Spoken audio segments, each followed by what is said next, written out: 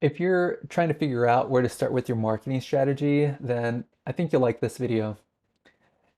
Most marketers tend to focus on lead generation, ad campaigns, uh, turning clicks into conversions, and I think that shouldn't be the starting point of a marketing strategy. The focal point should be on the product. And I think that tends to get missed the majority of the time. And the reason why you want to start with your product is because the best marketing in the world can't save you from a poor product or service experience.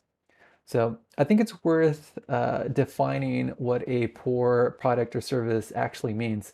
I think at the root of it, it's essentially missing your customer expectations. So uh, setting those customer expectations, I think, is really critical. And that's done before the customer does business with you. So this is someone on your website looking at images, talking on the phone with someone on your front desk, reading FAQs, that kind of stuff.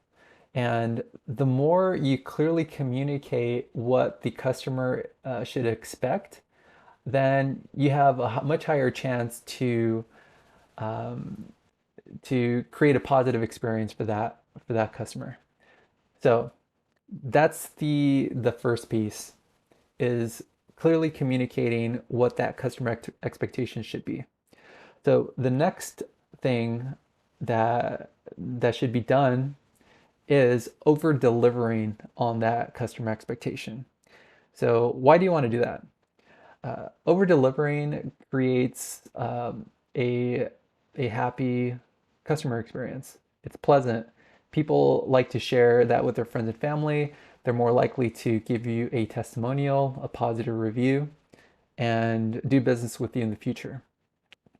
And the other piece that tends to get missed is not measuring if you actually over delivered on that customer experience or not. And the only way that I can think of doing that is by just asking them. And that's done through a customer feedback loop. So, um, so let's kind of break this down and recap what we just talked about. So, your job is to set clear communication before someone becomes your customer. You're setting the bar. The next step is for you while this person is now a customer, your job is then to over deliver on that expectation.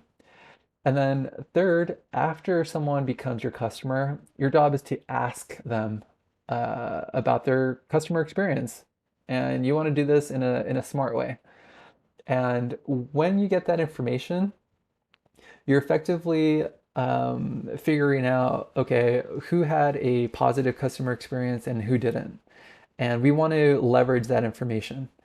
A poor customer experience, we want to figure out what went wrong and fix that to then strengthen the product, right? To strengthen that expectations or recalibrate that expectation or improve it. And then the other part is to get that positive customer experience and then turn that into reviews, testimonials. It turns into word of mouth referrals. It could turn into lookalike Facebook ad campaigns and so on. And eventually repeat customers, right? They'll want to come back and do business with you. So so setting that customer feedback process is really critical. And you can do it in a way that's systematic, that's mostly automated, and I think that could really set you up to really just squeeze out the most value from uh, from your customers to get their feedback and then act on that feedback in a way that increases the product or service experience, and then also your marketing efforts for ad campaigns and getting reviews and that kind of stuff. So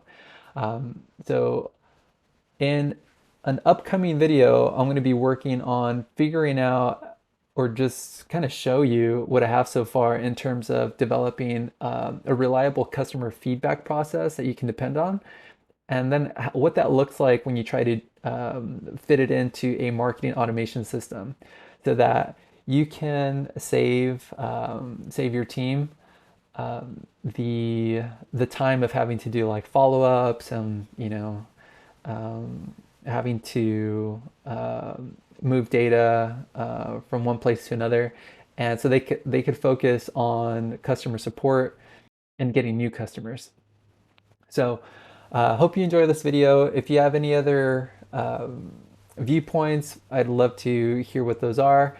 I think this is probably the marketing approach with the lowest amount of risk and the most amount of upside.